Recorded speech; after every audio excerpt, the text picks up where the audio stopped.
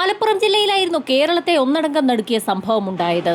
ഉച്ചതിരിഞ്ഞ് ഏകദേശം 3 മണിയോടുകൂടി വേങ്ങരയ്ക്ക് സമീപമുള്ള ഒരു ഹൈവേയിൽ വെച്ച് കുഞ്ഞീതുകുട്ടി ഹാജിയാർ എന്നൊരു വ്യക്തി ഒരു കൂട്ടം താക്കോൽ ബാബു എന്നൊരു ചെറുപ്പക്കാരന് കൈമാറി.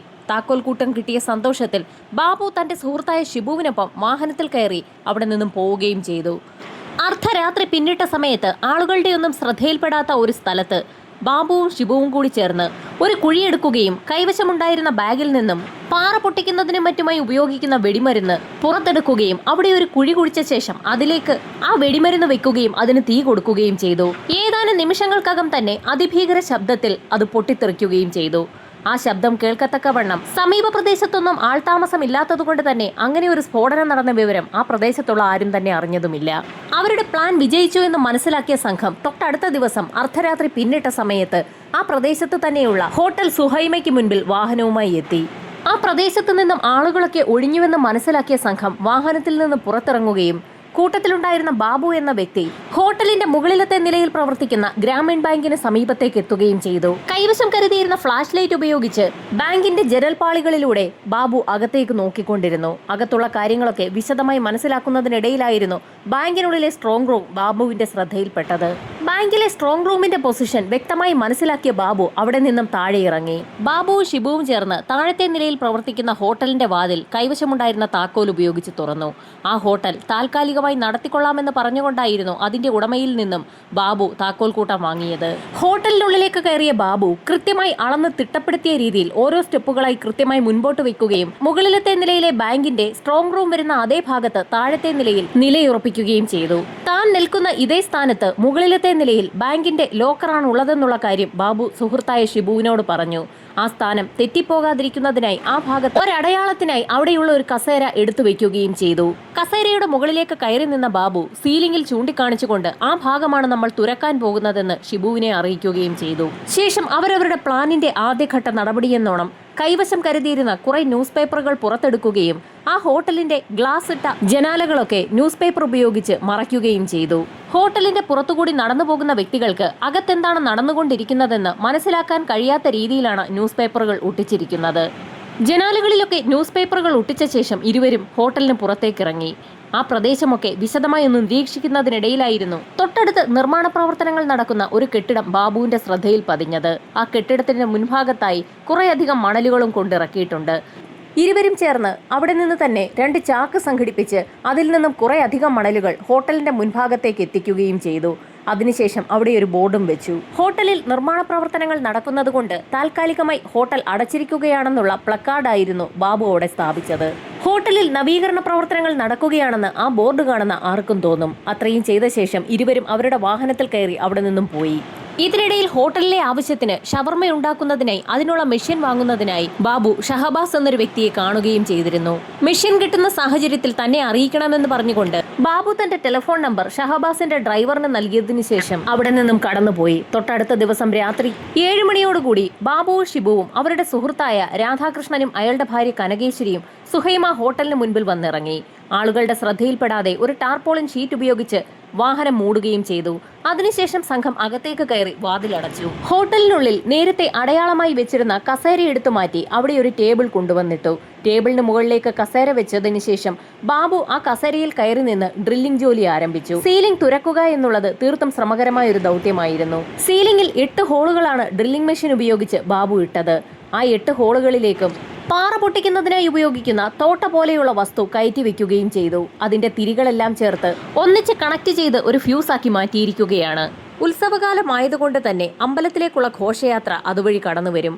ഓരോ ജംഗ്ഷനിൽ എത്തുമ്പോഴും മാലപ്പടക്കം കത്തിക്കുന്ന ഒരു രീതി കൂടി ഉത്സവത്തിനുണ്ട്. ആ ജംഗ്ഷനിൽ എത്തുമ്പോൾ കൃത്യമായി അവർ മാലപ്പടക്കത്തിന് തിരികൊളുത്തി 10 സെക്കൻഡ് ആകുമ്പോൾ തന്നെ അറിയിക്കണമെന്ന് ബാബു ഷിബുവിനെ അറിയിച്ചു. അതാണ് തങ്ങൾക്കുള്ള സമയമെന്നും അയാൾ പറഞ്ഞു. ശരിക്കും അവിശ്വസനീയമായ ഒരു പ്ലാനിംഗ് ആണ് ഇവിടെ ബാബു നടത്തിയിരിക്കുന്നത്. ജോലികൾ കൃത്യമായി പൂർത്തിയാക്കിയ ബാബുവും ഷിബുവും രാധാകൃഷ്ണനും അയാളുടെ ഭാര്യ കനകേശ്വരിയും ഉത്സവത്തിന്റെ ഘോഷയാത്ര ആ ജംഗ്ഷനിൽ എത്തുന്നതും കാത്ത് ഹോട്ടലിനുള്ളിൽ കാത്തിരിപ്പ് തുടങ്ങി. അരമണിക്കൂർ പിന്നിട്ടതും ഉത്സവ സംഘം ബാങ്ക് ഇരിക്കുന്ന ജംഗ്ഷന് സമീപത്തേക്കെത്തി. പഞ്ചവാദ്യ മേളങ്ങളും മാലപ്പടക്കവും ഒക്കെ കൊണ്ട് തീർത്തും ശബ്ദമുഖരിതമായ ഉത്സവ ഘോഷയാത്രയാണ് അതുവഴി കടന്നു വരുന്നത്. ബാങ്ക് ഇരിക്കുന്ന ജംഗ്ഷനിൽ എത്തിയപ്പോൾ തന്നെ ഉത്സവം നടത്തിപ്പുകാർ കൃത്യമായി മാലപ്പടക്കത്തിന് തീ കൊളുത്തി. 10 സെക്കൻഡ് ആയപ്പോൾ തന്നെ ഹോട്ടലിനുള്ളിൽ അതൊക്കെ കണ്ടുകൊണ്ട് നിന്നിരുന്ന ഷിബു സംഘവും ആ വിവരം ബാബുവിനെ അറിയിച്ചു. ബാബു ഹോട്ടലിനുള്ളിൽ തോട്ടയ്ക്ക് തീ കൊളുത്തി. ഏതാനും നിമിഷങ്ങൾക്കകം മാലപ്പടക്കം അതിന്റെ ഉച്ചസ്ഥായിയിൽ പൊട്ടിത്തുടങ്ങിയ നിമിഷത്തിൽ തന്നെ ഹോട്ടലിനുള്ളിൽ തോട്ടയും പൊട്ടിത്തുടങ്ങി. ഉത്സവത്തിൽ പങ്കെടുത്തുകൊണ്ടിരുന്ന ആളുകളുടെ ശ്രദ്ധ മുഴുവൻ പഞ്ചവാദ്യ മേളത്തിലും മാലപ്പടക്കം പൊട്ടുന്നതിലുമായിരുന്നു. അതുകൊണ്ട് തന്നെ ആരും ഹോട്ടലിലേക്ക് ശ്രദ്ധിക്കുക പോലും ചെയ്തില്ല. ഈ സമയം ഹോട്ടൽ സുഹൈമയ്ക്കുള്ളിൽ പൊടിപടലങ്ങൾ കൊണ്ട് നിറഞ്ഞിരുന്നു. ഏതാനും നിമിഷങ്ങൾക്കകം പൊടിയൊന്നടങ്ങിയ സമയത്തായിരുന്നു വളരെ പ്രതീക്ഷയോടുകൂടി ഷിബുവും രാധാകൃഷ്ണനും ബാബുവുമൊക്കെ സീലിംഗിലേക്ക് നോക്കിയത്. അവരുടെ പ്രതീക്ഷകൾക്ക് വിപരീതമായിരുന്നു സംഭവിച്ചത്. സീലിംഗിന് ഒന്നും സംഭവിച്ചിട്ടില്ല. ബാബു തിരികൊളുത്തിയ 5 തോട്ടകൾ മാത്രമേ പൊട്ടിയിട്ടുള്ളൂ. ബാക്കി 3 എണ്ണത്തിന് ഒന്നും സംഭവിച്ചിട്ടില്ല. തോട്ട പൊട്ടാത്ത സാഹചര്യത്തിൽ ബാബു അടുത്ത പണി തുടങ്ങി. തന്റെ കൈവശമുണ്ടായിരുന്ന മാർബിൾ കട്ടർ ഉപയോഗിച്ച് സീലിംഗ് ബാബു കട്ട് ചെയ്തു തുടങ്ങി. ഇതേസമയം രാധാകൃഷ്ണൻ പുറത്താരെങ്കിലും തങ്ങളെ ശ്രദ്ധിക്കുന്നുണ്ടോ എന്നറിയുന്നതിനായി ജനാലകളിൽ ഒട്ടിച്ചിരുന്ന ന്യൂസ് പേപ്പറുകൾക്കിടയിലൂടെ ജനാലയ്ക്ക് പുറത്തേക്ക് നോക്കുകയായിരുന്നു. ആ സമയത്തായിരുന്നു ഞെട്ടിക്കുന്ന ഒരു കാഴ്ച രാധാകൃഷ്ണൻ കാണുന്നത്. ഏതോ ഒരു വ്യക്തി ന്യൂസ് പേപ്പറുകൾക്കിടയിലൂടെ ആ ജനലിനകത്തുകൂടി ഹോട്ടലിനുള്ളിലേക്ക് നോക്കുകയാണ്. ആ നിമിഷത്തിൽ തന്നെ രാധാകൃഷ്ണൻ മുകളിലെ സീലിംഗ് കട്ട് ചെയ്തുകൊണ്ടിരുന്ന ബാബുവിന്റെ കാലിൽ ഒന്ന് തട്ടി വിളിച്ചു. ജനലിലൂടെ ആരോ ഒരാൾ അകത്തേക്ക് എത്തി നോക്കുന്നുണ്ടെന്നുള്ള വിവരം ആ സംഘം ബാബുവിനെ അറിയിച്ചു. ബാബു ഉടൻ തന്നെ ഒന്നും സംഭവിക്കാത്തതുപോലെ ആ മൂവർ സംഘത്തെ ഞെട്ടിച്ചുകൊണ്ട് കടയുടെ ഷട്ടർ തുറന്ന് പുറത്തേക്കിറങ്ങി. അവിടെയൊക്കെ അലഞ്ഞു തിരിഞ്ഞു നടക്കുന്ന ഒരു വ്യക്തിയാണ് അവിടേക്ക് എത്തിയിരിക്കുന്നത്. അയാൾക്ക് മൂക്കുമുട്ടെ ബാബു മദ്യം നൽകുകയും ചെയ്തു. അതിനുശേഷം അയാളെ അവിടെ നിന്നും പറഞ്ഞു വിട്ടു. തുടർന്ന് വീണ്ടും ഹോട്ടലിനുള്ളിലേക്ക് കയറിയ ബാബു സീലിംഗ് തുരക്കുന്ന ജോലി തുടർന്നുകൊണ്ടേയിരുന്നു. കൃത്യം നടത്തി ക്ഷീണിച്ച 4 സംഘം അല്പസമയം ആ ഹോട്ടലിനുള്ളിലിരുന്ന് ഒന്ന് മയങ്ങുകയും ചെയ്തു. നേരം പുലർന്നതിന് ശേഷമാണ് അവർ ഉണർന്നത്. പകൽ അതുവഴി ആളുകൾ കടന്നുപോയെങ്കിൽ പോലും ഹോട്ടലിനുള്ളിൽ നിർമ്മാണ പ്രവർത്തികൾ പുരോഗമിക്കുകയായതുകൊണ്ട് അതിന്റെ ശബ്ദമാണെന്നാണ് നാട്ടുകാർ കരുതിയത്. അന്നൊരു പകൽ മുഴുവനും ബാബു സീലിംഗ് തുരക്കുന്ന ജോലി ചെയ്തുകൊണ്ടേയിരുന്നു. രാത്രി ഏകദേശം 11:30 മണിയോടുകൂടിയാണ് ഒരാൾക്ക് കടന്നു പോകാൻ തക്ക വലിപ്പത്തിൽ സീലിംഗ് തുരക്കപ്പെട്ടത്. തുരക്കപ്പെട്ട സീലിംഗിനുള്ളിലൂടെ മറ്റുള്ള ആളുകളുടെ സഹായത്തോടുകൂടി ബാബു ബാങ്കിന്റെ സ്ട്രോങ് റൂമിനകത്തേക്ക് പ്രവേശിച്ചു. കൃത്യം ബാങ്കിന്റെ സ്ട്രോങ് റൂമിനകത്ത് തന്നെയാണ് ബാബു എത്തിയിരിക്കുന്നത്. തന്റെ പ്ലാൻ വിജയിച്ചു എന്ന് മനസ്സിലാക്കിയ ബാബു കയ്യിലുണ്ടായിരുന്ന ഗ്യാസ് കട്ടർ ഉപയോഗിച്ച് ലോക്കറുകൾ ഓരോന്നായി തുറന്നു തുടങ്ങി. ലോക്കറിനുള്ളിലൊക്കെ നിറയെ പ്ലാസ്റ്റിക് കവറുകളാണ് ബാബു കണ്ടത്. പ്ലാസ്റ്റിക് കവറുകൾ തുറന്നു നോക്കിയ ബാബു അമ്പരന്നു പോയി. കവറ് നിറയെ സ്വർണ്ണാഭരണങ്ങൾ. താഴെയുള്ള ആളുകളോട് ചാക്കുകെട്ടുകൾ മുകളിലേക്ക് എത്തിക്കാൻ പറഞ്ഞു. ലോക്കറിലുണ്ടായിരുന്ന ആയിരക്കണക്കിന് വരുന്ന കവറുകളിനുള്ളിലെ സ്വർണ്ണാഭരണങ്ങൾ ഓരോ ചാക്കുകളിലേക്കാക്കി ബാബു നിറച്ചു തുടങ്ങി. വളരെ ബുദ്ധിമുട്ടി ഓരോ ചാക്കുകെട്ടുകളാക്കി ആ ഹോളിനുള്ളിലൂടെ ബാബു താഴേക്ക് എത്തിച്ചു. ഏതാനും നിമിഷങ്ങൾക്കകം തന്നെ അതിഭീകരമായൊരു ശബ്ദമാണ് താഴത്തെ ഹോട്ടലിലുണ്ടായിരുന്ന ഷിബു സംഘവും കേട്ടത്. ഭയന്നു പോയ ഷിബു ആ കസേരയിലേക്ക് കയറി സീലിംഗിലൂടെ ബാങ്കിന്റെ സ്ട്രോങ് റൂമിലേക്ക് നോക്കി. സ്ട്രോങ് റൂമിനുള്ളിൽ ഓക്സിജൻ ലഭ്യത കുറവായതുകൊണ്ട് തന്നെ ബാബു ബോധം കെട്ട് കിടക്കുന്ന കാഴ്ചയാണ് ഷിബു കണ്ടത്. ഷിബു എത്ര വിളിച്ചു നോക്കിയിട്ടും ബാബു കണ്ണു തുറക്കുന്നില്ല. കഴിഞ്ഞ 36 മണിക്കൂർ ഒരേ നിൽപ്പ് നിന്ന് ജോലി ചെയ്ത വ്യക്തിയാണ് ബാബു. അതിനുശേഷം ഇപ്പോൾ ഓക്സിജൻ കുറഞ്ഞ സ്ട്രോങ് റൂമിലേക്കും കയറിയിരിക്കുകയാണ്. അതുകൊണ്ട് തന്നെ അയാൾ വീണുപോയതാണ്. ഒരുപാട് തവണ വിളിച്ചു നോക്കിയ സമയത്ത് ബാബു ഒന്ന് കണ്ണു തുറന്നു. വളരെ പണിപ്പെട്ട് അയാൾ ആ ഹോളിന് സമീപത്തേക്ക് ഇഴഞ്ഞിഴഞ്ഞെത്തുകയും ചെയ്തു. സീലിംഗിലെ ആ ഹോളിനുള്ളിലൂടെ താഴത്തെ ഹോട്ടലിന്റെ ഭാഗത്തേക്ക് മുകളിലെ ബാങ്കിന്റെ സ്ട്രോങ് റൂമിൽ കിടന്നുകൊണ്ട് തന്നെ തന്റെ തല ആ ഭാഗത്തേക്ക് നീട്ടി വെച്ചു കൊടുത്തു. അല്പം ശുദ്ധവായു ശ്വസിച്ചപ്പോൾ തന്നെ ബാബുവിന്റെ തല ഒന്ന് നേരെ നിന്നു. പിന്നീട് ഷിബു ആ ഹോളിലൂടെ തന്നെ ബാബുവിന് വെള്ളം കൊടുക്കുകയും അയാളുടെ മുഖം കഴുകി കൊടുക്കുകയും ചെയ്തു. 1-2 ചാക്ക് സ്വർണ്ണാഭരണങ്ങൾ താഴെ എത്തിച്ചിരിക്കുകയാണ്. ബാക്കി നിരവധി സ്വർണ്ണാഭരണങ്ങളാണ് ഇനി ലോക്കറിലുള്ളത്. അക്കാര്യം ആലോചിച്ചപ്പോൾ വയ്യായെങ്കിൽ പോലും ബാബുവിന് താഴേക്ക് ഇറങ്ങി വരാൻ തോന്നിയില്ല. അയാൾ വീണ്ടും സ്ട്രോങ് റൂമിനകത്തേക്ക് തന്നെ കടന്നു. വളരെ പണിപ്പെട്ട് 3-4 ചാക്ക് സാധനങ്ങൾ കൂടി ബാബു താഴേക്ക് എത്തിച്ചു. ചാക്കിനുള്ളിലുള്ളത് സ്വർണ്ണാഭരണങ്ങളോ പണമോ എന്താണെന്ന് പോലും അയാൾ നോക്കുന്നുണ്ടായിരുന്നില്ല. കയ്യിൽ കിട്ടിയതെല്ലാം ചാക്കിലേക്കാക്കി താഴേക്ക് എത്തിക്കുകയാണ്. കുറച്ചു സമയം കൂടി കഴിഞ്ഞപ്പോൾ ബാബുവിന് തീരെ വയ്യാത്ത അവസ്ഥയിലെത്തി. ഏത് നിമിഷവും അയാൾ ബോധം കെട്ട് താഴെ വീണേക്കാം. എന്നിട്ടും അയാൾ അയാളുടെ പ്രവൃത്തി തുടർന്നുകൊണ്ടേയിരുന്നു. ഇനി തനിക്ക് പിടിച്ചു നിൽക്കാൻ കഴിയില്ല എന്ന് മനസ്സിലാക്കിയ ബാബു ആ ഹോളിനുള്ളിലൂടെ തലയും ഷോൾഡറും താഴേക്കിട്ടു. ഹോട്ടലിന്റെ ഭാഗത്തു നിന്നും ഷിബുവും രാധാകൃഷ്ണനും ചേർന്ന് ബാബുവിനെ വലിച്ചിഴച്ച് താഴേക്കിറക്കി.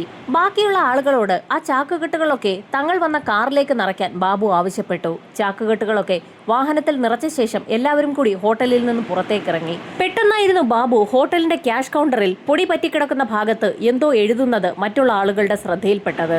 അതെന്താണെന്നൊന്നും തിരക്കാൻ അവർക്ക് സമയമുണ്ടായിരുന്നില്ല. ആ നാൽവർ സംഘം അതിവേഗത്തിൽ തന്നെ ആ വാഹനത്തിൽ അവിടെ നിന്നും കടന്നുപോയി. അപ്പോഴേക്കും നേരം ഏകദേശം പുലർന്നിരുന്നു. മണിക്കൂറുകൾ പിന്നിട്ട സമയത്തായിരുന്നു സമീപത്തുള്ള സ്റ്റേഷനിലേക്ക് ഒരു ഫോൺ കോൾ എത്തുന്നത്. ഗ്രാമീൺ ബാങ്കിന്റെ ശാഖ കൊള്ളയടിച്ച വിവരം പോലീസ് സ്റ്റേഷനിലും അറിഞ്ഞു. സംഭവം അറിഞ്ഞ് CIയും SP-യും ഉൾപ്പെടെയുള്ള സംഘം ബാങ്കിന് സമീപത്തേക്ക് എത്തി. കോടിക്കണക്കിന് രൂപയുടെ സ്വർണ്ണാഭരണങ്ങളാണ് നഷ്ടമായിരിക്കുന്നത്. ലോക്കറിനുള്ളിൽ പല ആളുകളും പണവും സൂക്ഷിച്ചിട്ടുണ്ടായിരുന്നു. പോലീസ് സംഘം അവിടെ എത്തിയപ്പോഴേക്കും സംഭവം അറിഞ്ഞ് നാട്ടുകാരൊക്കെ അവിടേക്ക് എത്തിയിരുന്നു. പല ആളുകളും ബാങ്കിലെ കസ്റ്റമേഴ്സ് തന്നെയാണ്.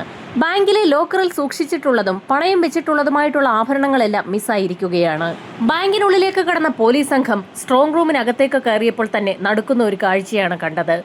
സ്ട്രോങ് റൂമിലെ എല്ലാ ലോക്കറുകളും തുറന്നു കിടക്കുകയാണ്. സ്ട്രോങ് റൂമിന്റെ ഒത്ത നടുവിലായി വലിയൊരു ദ്വാരവും കാണാം. പോലീസ് സംഘം ഉടൻ തന്നെ ഫോറൻസിക് ടീമിനെയും സംഭവസ്ഥലത്തേക്ക് വിളിച്ചു വരുത്തി.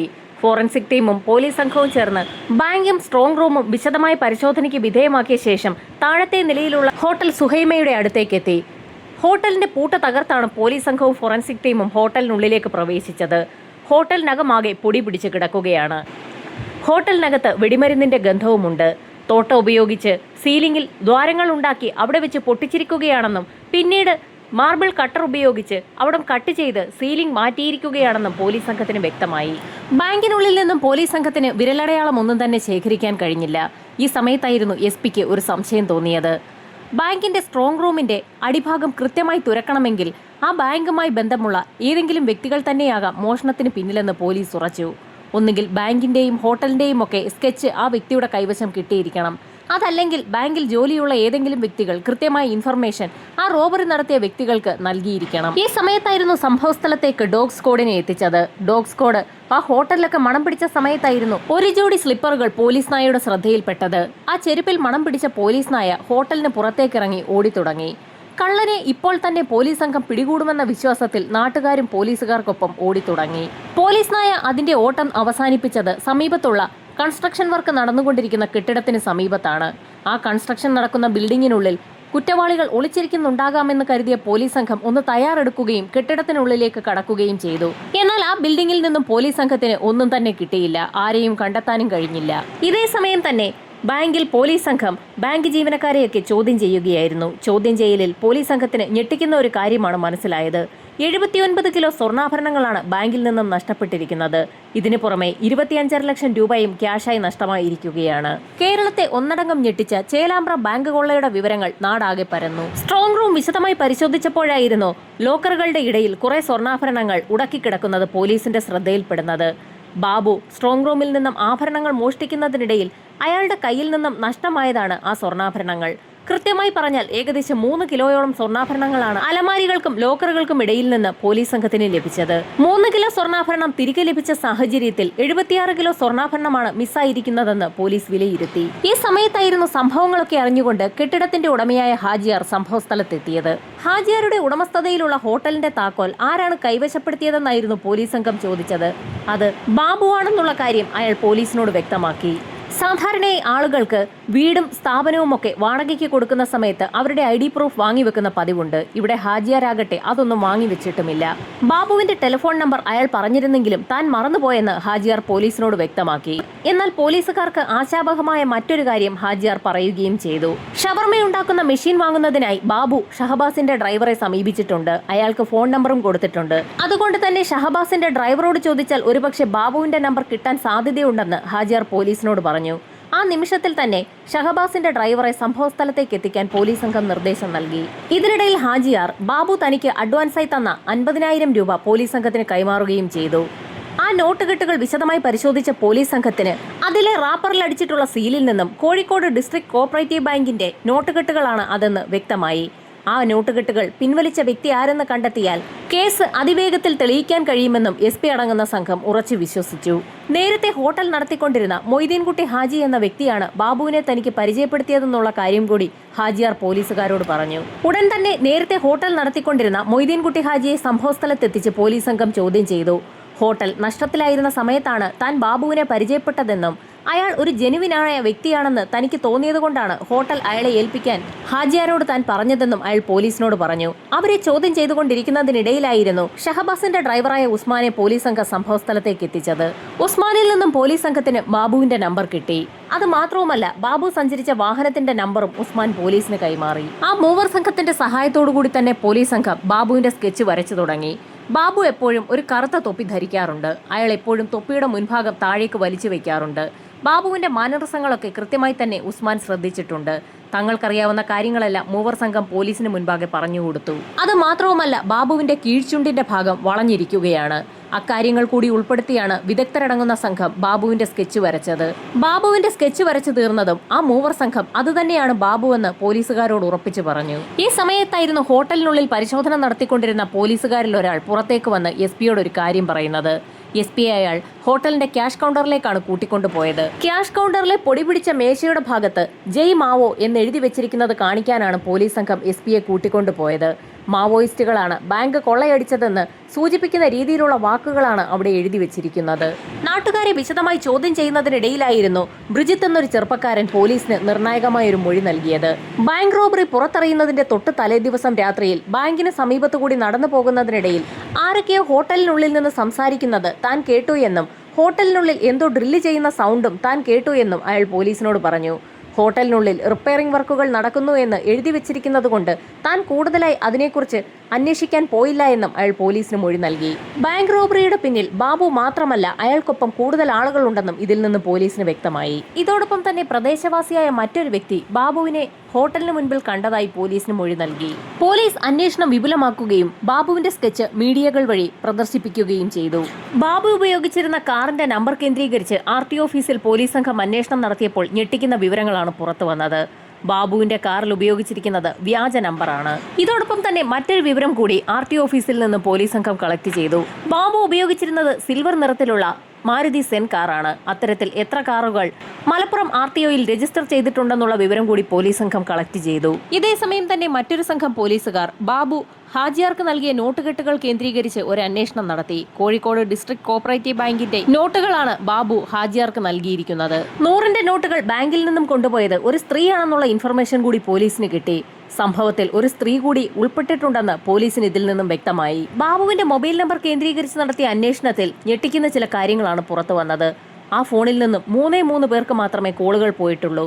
അത് കടയുമായി ബന്ധപ്പെടുത്തി ഹാജിയാർക്കും മൊയ്തീൻകുട്ടി ഹാജിക്കും അതുപോലെ തന്നെ ഡ്രൈവർ ഉസ്മാനുമാണ്. ഈ 3 പേരെ വിളിക്കുന്നതിന് വേണ്ടി മാത്രമാണ് ആ മൊബൈൽ നമ്പർ ഉപയോഗിച്ചിട്ടുള്ളത്. ആ നമ്പർ രജിസ്റ്റർ ചെയ്തിരിക്കുന്നത് ഒരു രാധാകൃഷ്ണന്റെ പേരിലുമാണ്. മാവോയിസ്റ്റുകളാണ് ബാങ്ക് ആക്രമണത്തിന് പിന്നിലെന്നുള്ള വാർത്ത പ്രചരിക്കുന്നതിനിടയിലായിരുന്നു പോലീസ് സംഘത്തിന് സൈബർ സെല്ലിന്റെ ഭാഗത്തു നിന്ന് മറ്റൊരു ഇൻഫർമേഷൻ കൂടി കിട്ടുന്നത്.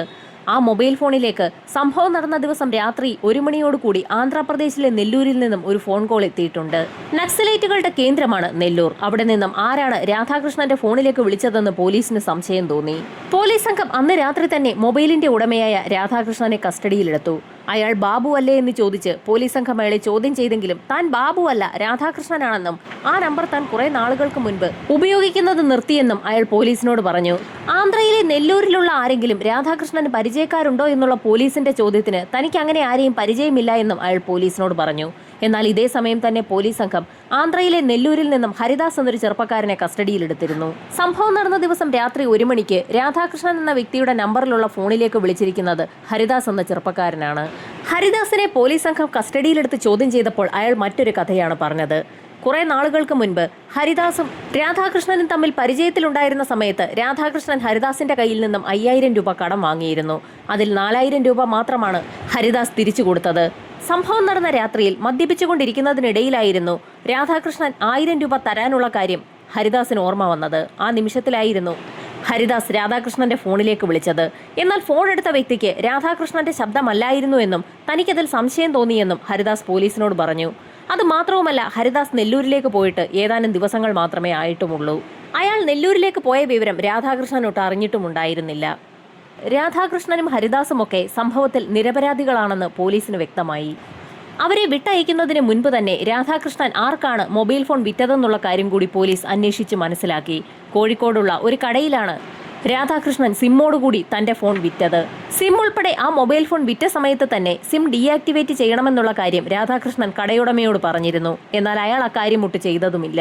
മൊബൈൽ കടക്കാരൻ ആ ഫോൺ ഡീആക്ടിവേറ്റ് ചെയ്യാതെ തന്നെ മറ്റൊരു വ്യക്തിക്ക് വിറ്റു. ആ വ്യക്തിയുടെ ID കാർഡോ പ്രൂഫോ ഒന്നും തന്നെ വാങ്ങിച്ചു വെച്ചതുമില്ല. ബാബുവിന്റെ രേഖാചിത്രം ആ കടക്കാരനെ കാണിച്ചപ്പോൾ അയാൾ തിരിച്ചറിയുകയും ചെയ്തു. കറുത്ത തൊപ്പി വെച്ച ഈ വ്യക്തി തന്നെയാണ് തന്റെ കയ്യിൽ നിന്നും മൊബൈൽ ഫോൺ വാങ്ങിയതെന്ന് കടക്കാരൻ പോലീസിന് മൊഴി നൽകി. ആ മൊബൈൽ ഫോണിന് പുറമെ മറ്റൊരു വെളുത്ത ഫോൺ കൂടി ബാബുവിന്റെ കൈവശം ഉണ്ടായിരുന്നതായി ഹാജിയാർ പോലീസിനോട് നേരത്തെ തന്നെ പറഞ്ഞിട്ടുണ്ട്.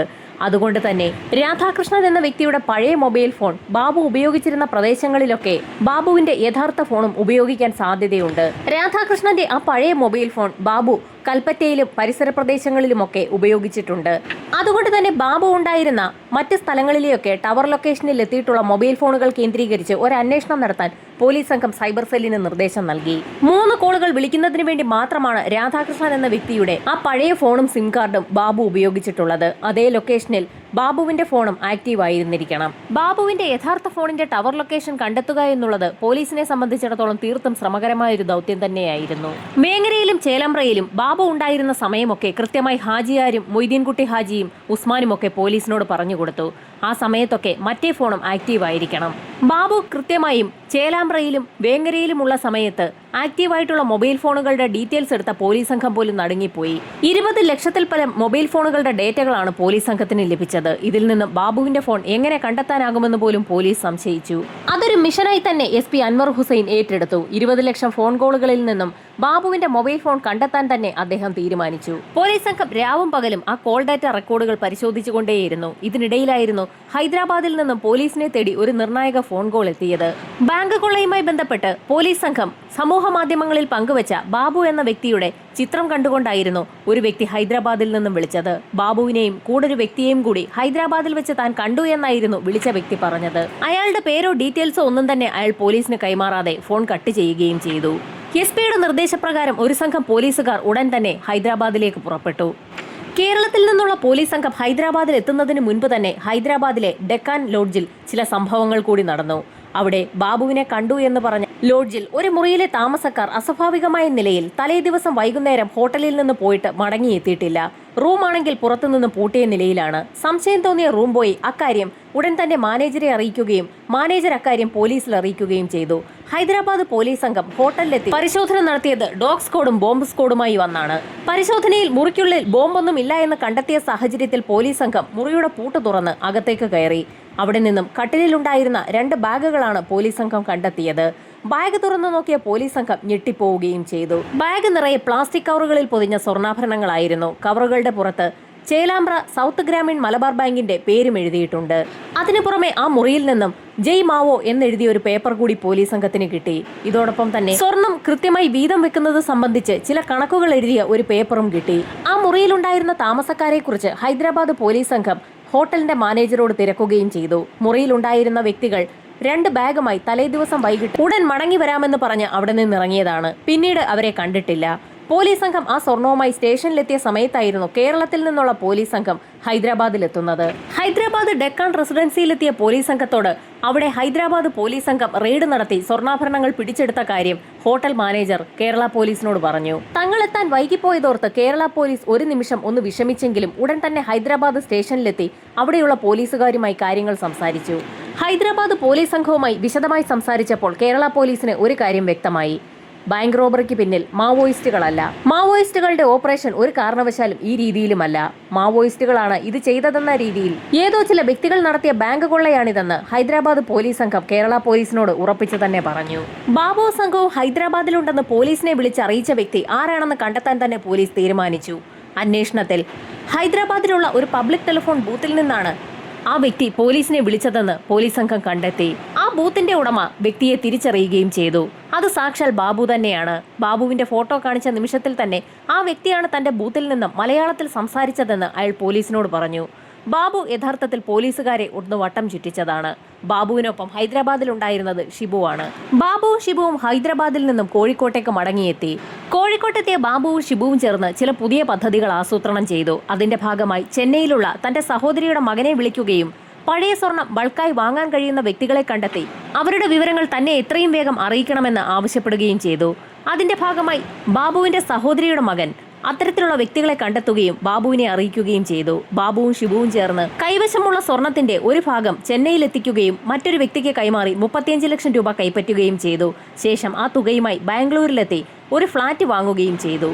എല്ലാ ആഴ്ചയിലും ബാബുവും ഷിബുവും ചെന്നൈയിലേക്ക് എത്തും. തങ്ങളുടെ കൈവശമുള്ള സ്വർണം 35-40 ലക്ഷം രൂപയ്ക്ക് വിൽക്കും. പിന്നീട് ബാംഗ്ലൂരിലെത്തി റിയൽ എസ്റ്റേറ്റിൽ നിക്ഷേപിക്കും. ഈ പ്രക്രിയ തുടർന്നുകൊണ്ടേയിരുന്നു. ഇതേസമയം കേരള പോലീസ് 20 ലക്ഷത്തോളം വരുന്ന ഫോൺ കോളുകളിൽ നിന്ന് ബാബുവിന്റെ മൊബൈൽ നമ്പർ കണ്ടെത്താനുള്ള തിരക്കിലായിരുന്നു. ഓരോ ദിവസവും ഓരോ ഫോണിലേക്ക് പോലീസ് ഉദ്യോഗസ്ഥരും സൈബർ സെല്ലിൽ നിന്നുള്ള ആളുകളും വിളിച്ചു നോക്കും. അങ്ങനെ വിളിക്കുന്നതിനിടയിലായിരുന്നു ഒരു ദിവസം ഫോൺ കോൾ സാക്ഷാൽ ബാബുവിന്റെ ഫോണിലേക്ക് എത്തിയത്. ബാബുവിന്റെ യഥാർത്ഥ പേര് ജോസഫ് എന്നാണ്. അതുകൊണ്ട് തന്നെ ജോസഫ് എന്ന പേരിൽ രജിസ്റ്റർ ചെയ്തിരിക്കുന്ന ആ ഫോണിലേക്ക് തന്നെയാണ് പോലീസുകാർ വിളിച്ചത്. തങ്ങൾ ഒരു വെരിഫിക്കേഷന്റെ പേരിൽ വിളിക്കുകയാണെന്നും ഈ നമ്പറിലുള്ള ഉടമസ്ഥനിൽ നിന്നും ചില കാര്യങ്ങൾ ചോദിച്ചറിയുന്നതിനായി അയാൾ സ്റ്റേഷൻ വരെ എത്തണമെന്നുമായിരുന്നു വിളിച്ച പോലീസുകാർ പറഞ്ഞത്. ഇത് കേട്ട ജോസഫ് എന്ന ബാബു അക്ഷരാർത്ഥത്തിൽ വിയർത്തു തുടങ്ങി. താനൊരു യാത്രയിലാണെന്നും എത്രയും വേഗം സ്റ്റേഷനിൽ റിപ്പോർട്ട് ചെയ്തുകൊള്ളാമെന്നും ബാബു എന്ന ജോസഫ് പോലീസുകാരെ അറിയിച്ച ശേഷം ഫോൺ കട്ട് ചെയ്തു. പോലീസുകാർ തന്നിലേക്ക് എത്തുകയാണോ എന്ന് ബാബുവിന് സംശയം തോന്നി. പോലീസ് സംഘം മാവോയിസ്റ്റുകളുടെ പിന്നാലെ അന്വേഷണവുമായി നടക്കുകയാണെന്നായിരുന്നു ബാബു കരുതിയിരുന്നത്. പോലീസുകാർ വിളിച്ച നിമിഷത്തിൽ തന്നെ ബാബു തന്റെ ഫോണിൽ നിന്നും സിം കാർഡ് എടുത്തു പുറത്തു കളഞ്ഞു. പുതിയ 2 സിം അയാൾ എടുക്കുകയും അയാളുടെ താമസ സ്ഥലം ഇപ്പോഴുള്ള സ്ഥലത്ത് നിന്നും മാറ്റുകയും ചെയ്തു. പുതിയ സ്ഥലത്ത് ബാബുവിനൊപ്പം താമസത്തിനായി ഷിബുവും എത്തി. ബാബു എന്ന ജോസഫിനൊപ്പം അയാളുടെ കൂടെ താമസിക്കുന്നത് ഭാര്യ അനീറ്റയും അനീറ്റയുടെ പിതാവുമാണ്. അനീറ്റ പൂർണ്ണ ഗർഭിണിയാണ്. അവരെ കോഴിക്കോടുള്ള ഹോസ്പിറ്റലിലാണ് കാണിച്ചുകൊണ്ടിരിക്കുന്നത്. ബാങ്ക് റോബറി സമയത്ത് ബാബുവിനൊപ്പം കൂടെയുണ്ടായിരുന്ന രാധാകൃഷ്ണനും അയാളുടെ ഭാര്യ കനകേശ്വരിയും ഭയന്ന് ജീവിക്കുകയാണ്. പോലീസ് പിടിയിലാകുമോ എന്നുള്ള ഭയമാണ് ഇരുവർക്കുമുള്ളത്. ഇതിനിടയിൽ പോലീസ് സംഘം മറ്റൊരു കാര്യം കണ്ടെത്തി. തങ്ങളുടെ വിജയത്തിലേക്ക് എത്തുകയാണെന്ന് പോലീസിന് ഉറപ്പായി. പോലീസ് സംഘം നേരത്തെ വിളിച്ച് സ്റ്റേഷനിലേക്ക് എത്തണമെന്ന് ആവശ്യപ്പെട്ട ആളുകളുടെ കൂട്ടത്തിൽ നിന്നും ജോസഫ് എന്ന വ്യക്തിയുടെ സിം കാർഡ് ഇപ്പോൾ വർക്ക് ചെയ്യുന്നില്ല. അങ്ങനെയെങ്കിൽ ജോസഫ് എന്ന വ്യക്തി തന്നെയാകാം ബാബു എന്ന പേരിൽ ഹാജിയാരെയും മൊയ്തീൻകുട്ടി ഹാജിയെയും ഉസ്മാനെയും ഒക്കെ വിളിച്ചതെന്ന് പോലീസിന് ഉറപ്പായി. അത് മാത്രവുമല്ല, ഞെട്ടിക്കുന്ന ഒരു കാര്യം ബാബുവിന്റെ ഫോൺ നമ്പറിലൂടെ കടന്നുപോയപ്പോൾ പോലീസ് സംഘത്തിന് വ്യക്തമായി. ബാബു എന്ന ജോസഫിന്റെ ഫോണിലേക്ക് പീരുമേടുള്ള ഒരു പോലീസുകാരൻ വിളിച്ചിട്ടുണ്ട്. പോലീസുകാരനും കൃത്യത്തിൽ പങ്കുണ്ടോ എന്നന്ന് അറിയുന്നതിനായി പോലീസ് സംഘം പീരുമേട്ടിലെത്തി ആ പോലീസുകാരനെ ചോദ്യം ചെയ്തു. ബാബുവിന്റെ നമ്പർ കാണിച്ചു കൊടുത്തിട്ട് ആ നമ്പറിലേക്ക് ഒന്ന് കോൾ ചെയ്യാൻ പറഞ്ഞ നിമിഷത്തിൽ തന്നെ പോലീസുകാരൻ തന്റെ ഫോൺ എടുത്ത് ആ നമ്പറിലേക്ക് കോൾ ചെയ്തു. ജെയ്സൺ എന്നൊരു പേരാണ് എഴുതി വന്നത്. മലപ്പുറത്ത് നിന്നുള്ള പോലീസുകാരെ തീർത്തും ഞെട്ടിക്കുന്ന ഒരു മറുപടിയായിരുന്നു പീരുമേട് സ്റ്റേഷനിലുള്ള പോലീസുകാരൻ പറഞ്ഞത്. ചങ്ങനാശ്ശേരിയിൽ തന്റെ ഫാമിലി താമസിക്കുന്നതിനടുത്ത് താമസിച്ചിരുന്ന വ്യക്തിയായ ജെയ്സന്റെ നമ്പറാണതെന്നും ജെയ്സന്റെ ഭാര്യ അനീറ്റ തന്റെ ഭാര്യയുടെ സുഹൃത്താണെന്നും ആ പോലീസുകാരൻ മലപ്പുറത്ത് നിന്നുള്ള പോലീസുകാരോട് പറഞ്ഞു. അനീറ്റ എന്ന് കേട്ടപ്പോൾ തന്നെ മലപ്പുറത്ത് നിന്നുള്ള പോലീസുകാർക്ക് സന്തോഷമായി. കാരണം ബാബുവിന്റെ ഫോൺ നമ്പറിലൂടെ കടന്നുപോയ സമയത്ത് അയാൾ അനീറ്റ എന്ന സ്ത്രീയെ സ്ഥിരമായി വിളിക്കുന്നതായും അനീറ്റ തിരികെ വിളിക്കുന്നതായും ഒക്കെ പോലീസ് കണ്ടെത്തിയിരുന്നു. അങ്ങനെയെങ്കിൽ ജെയ്സൺ ജോസഫ് എന്ന ബാബു തന്നെയാകാം. പീരുമേട് സ്റ്റേഷനിലെ പോലീസുകാരന്റെ ഭാര്യയുമായി ഒന്ന് സംസാരിക്കണമെന്ന് പറഞ്ഞുകൊണ്ട് പോലീസ് സംഘം ഉടൻ തന്നെ ക്വാർട്ടേഴ്സിലെത്തി. ജെയ്സണെക്കുറിച്ചും അനീറ്റയെക്കുറിച്ചുമുള്ള കൂടുതൽ കാര്യങ്ങൾ അമൃതരാജ് എന്ന ആ പോലീസുകാരന്റെ ഭാര്യ മലപ്പുറത്തു നിന്നുള്ള പോലീസുകാർക്ക് മുൻപാകെ പറഞ്ഞുകൊടുത്തു. അത് മാത്രവുമല്ല, ബാബുവും ഭാര്യ അനീറ്റയും ഇപ്പോൾ കോഴിക്കോടാണ് താമസിക്കുന്നതെന്നും അവരുടെ പുതിയ ഫോൺ നമ്പറുകൾ ഏതൊക്കെയാണെന്നും ആ സ്ത്രീ പോലീസുകാർക്ക് പറഞ്ഞുകൊടുത്തു. ആ പോലീസുകാരന്റെ വീട്ടിൽ നിന്നും മടങ്ങുന്നതിന് മുൻപ് അക്കാര്യം പുറത്തുവിടരുതെന്നുള്ള നിർദ്ദേശം കൂടി മലപ്പുറം SP ആ ദമ്പതികൾക്ക് നൽകി. അതിനുശേഷം പോലീസ് സംഘം കോഴിക്കോട്ടേക്ക് എത്തി. ബാബു എന്ന ജോസഫിന്റെ മൊബൈൽ ഫോൺ കോളുകൾ കേന്ദ്രീകരിച്ച് നടത്തിയ അന്വേഷണത്തിൽ കനകേശ്വരിയുടെയും അവരുടെ ഭർത്താവ് രാധാകൃഷ്ണന്റെയും മൊബൈൽ നമ്പറുകളും അവരുടെ ലൊക്കേഷനുകളും പോലീസ് സംഘം കണ്ടെത്തി. അതോടൊപ്പം തന്നെ ഷിബുവിന്റെയും ലൊക്കേഷൻ പോലീസ് സംഘം അതിവേഗം കണ്ടെത്തി. ഇതിനിടയിൽ അനീറ്റയുടെ ഫോൺ കോളുകൾ കേന്ദ്രീകരിച്ച് നടത്തിയ പോലീസ് അന്വേഷണത്തിൽ ബേബി മെമ്മോറിയൽ ഹോസ്പിറ്റലിൽ അവർ പുതിയ അഡ്മിഷൻ എടുത്തിട്ടുണ്ടെന്നുള്ള കാര്യം പോലീസ് സംഘം കണ്ടെത്തി. ഹോസ്പിറ്റലിലേക്ക് അനീറ്റയുമായി ബാബു എത്തുന്ന നിമിഷത്തിൽ തന്നെ അയാളെ അറസ്റ്റ് ചെയ്യുന്നതിനുള്ള നടപടിക്രമങ്ങൾ പോലീസ് സംഘം ആരംഭിച്ചു. ജോസഫിനെ തിരിച്ചറിയുന്നതിനായി പീരുമേട്ടിലുള്ള പോലീസുകാരനെയും പോലീസ് സംഘം രംഗത്തേക്കിറക്കി. ഇതോടൊപ്പം തന്നെ മറ്റ് 2 സംഘം പോലീസുകാരെ ഷിബുവിനെയും അതോടൊപ്പം തന്നെ കനകേശ്വരിയെയും രാധാകൃഷ്ണനെയും പിടികൂടുന്നതിനായി സജ്ജരാക്കി നിർത്തുകയും ചെയ്തു. ബാബുവിനെ അറസ്റ്റ് ചെയ്യുന്ന നിമിഷത്തിൽ തന്നെ മറ്റുള്ള ആളുകളെയും കസ്റ്റഡിയിലെടുക്കണമെന്നായിരുന്നു എസ്.പിയുടെ നിർദ്ദേശം. എസ്.പിയുടെ നിർദ്ദേശപ്രകാരം ഒരു സംഘം പോലീസുകാർ അതിരാവിലെ തന്നെ ജോസഫ് താമസിച്ചുകൊണ്ടിരിക്കുന്ന വീടിന് സമീപത്തെത്തി. മറ്റൊരു സംഘം പോലീസുകാർ ബേബി മെമ്മോറിയൽ ഹോസ്പിറ്റലിന് സമീപത്തെത്തി. രാവിലെ ഏകദേശം 9 മണിയോടുകൂടിയായിരുന്നു ബാബുവിന്റെ ഭാര്യ അനീറ്റ ഹോസ്പിറ്റലിൽ ബുക്ക് ചെയ്തിട്ടുണ്ടായിരുന്നത്. പോലീസ് സംഘത്തിന്റെ ആദ്യഘട്ടത്തിലെ തീരുമാനമനുസരിച്ച് 8:30യോടുകൂടി ഹോസ്പിറ്റൽ വളയണമെന്നുള്ളതായിരുന്നു നിർദ്ദേശം. എന്നാൽ എന്തോ ഒരു സംശയം തോന്നിയ പോലീസ് സംഘം അതിരാവിലെ തന്നെ ഹോസ്പിറ്റൽ വളയാൻ തീരുമാനിക്കുകയായിരുന്നു. ബാബുവിനെ തിരിച്ചറിയുന്നതിനായി അമൃതരാജ് എന്ന പോലീസുകാരനുമായി പോലീസ് സംഘം ഹോസ്പിറ്റലിന് മുൻപിൽ നിൽക്കുന്ന സമയത്തായിരുന്നു അതിവേഗതയിൽ ഒരു ആംബുലൻസ് ഹോസ്പിറ്റലിനുള്ളിലേക്ക് കടന്നുപോയത്. ഈ സമയത്ത് അമൃതരാജ് അതിൽ ജെയ്സനെ പോലെ ഒരാളെ കണ്ടു എന്ന് പോലീസുകാർക്ക് റിപ്പോർട്ട് ചെയ്തു. പോലീസ് സംഘം അതിവേഗതയിൽ തന്നെ ജീപ്പിൽ നിന്ന് ചാടിയിറങ്ങി ആശുപത്രിക്കുള്ളിലേക്ക് കടന്നു. ആശുപത്രി കോറിഡോറിലൂടെ ബാബു നടന്നു നീങ്ങുന്നത് പോലീസുകാരുടെ ശ്രദ്ധയിൽപ്പെട്ടു. അതിവേഗതയിൽ തന്നെ ഹോസ്പിറ്റലിന് ചുറ്റും ഗേറ്റിന്റെ ഭാഗത്തുമൊക്കെ പോലീസ് സംഘം വളഞ്ഞു. അകത്തേക്ക് കയറിയ ബാബുവിന്റെ പിന്നിൽ പോലീസ് സംഘം എത്തുകയും അയാളുടെ ഷോൾഡറിൽ തോക്ക് വെച്ച് അയാളെ ബാബു എന്ന് വിളിക്കുകയും ചെയ്തു. യെസ്, ഞാൻ ബാബു എന്ന് പറഞ്ഞുകൊണ്ട് അയാൾ തിരിഞ്ഞു നോക്കി. ആ നിമിഷത്തിലായിരുന്നു പോലീസ് സംഘം തോക്കുമായി തന്റെ മുൻപിൽ നിൽക്കുന്ന കാഴ്ച ബാബു കണ്ടത്. പോലീസുകാരെ അപ്രതീക്ഷിതമായി കണ്ട ബാബു എന്ന ജോസഫ് ആകെ വിളറി വെളുത്തു. താൻ പിടിക്കപ്പെട്ടു എന്ന് മനസ്സിലാക്കിയ നിമിഷത്തിൽ തന്നെ ബാബു ഒന്ന് പുഞ്ചിരിച്ചുകൊണ്ട് തന്നെ പോലീസുകാരോട് കൺഗ്രാറ്റുലേഷൻസ് പറഞ്ഞു. സാധാരണഗതിയിൽ ഒരു പിടികിട്ടാപ്പുള്ളി പറയാത്ത കാര്യമാണ് ബാബു പോലീസുകാരോട് പറഞ്ഞിരിക്കുന്നത്. പോലീസ് സംഘം അധികമൊന്നും ആലോചിക്കാതെ തന്നെ ബാബു എന്ന ജോസഫിന്റെ കൈകളിൽ വിലങ്ങ് വയ്ക്കുകയും അയാളെ വാഹനത്തിലേക്ക് കയറ്റുകയും ചെയ്തു. ഈ നിമിഷത്തിലായിരുന്നു ബാബുവിന്റെ ഭാര്യ അനീറ്റ കാര്യങ്ങളൊക്കെ മനസ്സിലാക്കാതെ അവിടെ തരിച്ചു നിന്നത്. ഭാര്യ അനീറ്റയ്ക്ക് ഇക്കാര്യങ്ങളൊന്നും അറിഞ്ഞുകൂടായിരുന്നു അല്ലേ എന്നുള്ള പോലീസിന്റെ ചോദ്യത്തിന് ബാബു നടുങ്ങിപ്പോയി. തന്റെ ഭാര്യയെക്കുറിച്ചൊക്കെ പോലീസിന് അറിയാമോ എന്നായിരുന്നു അയാളുടെ സംശയം. എല്ലാ കാര്യങ്ങളും ബാബുവിനെക്കുറിച്ച് മനസ്സിലാക്കിയ ശേഷമാണ് പോലീസ് സംഘം തന്നെ വളഞ്ഞിരിക്കുന്നതെന്ന് അയാൾക്ക് ഉറപ്പായി. ബാബുവിനെ അറസ്റ്റ് ചെയ്ത നിമിഷത്തിൽ തന്നെ ഷിബുവിനെയും കനകേശ്വരിയെയും രാധാകൃഷ്ണനെയും ഒക്കെ മറ്റൊരു സംഘം പോലീസുകാർ അറസ്റ്റ് ചെയ്തു കഴിഞ്ഞിരുന്നു. വാദപ്രതിവാദങ്ങൾക്കൊടുവിൽ കോടതി ജോസഫിനും കൂട്ടർക്കും 10 വർഷത്തെ വീതം തടവ് ശിക്ഷ വിധിച്ചു.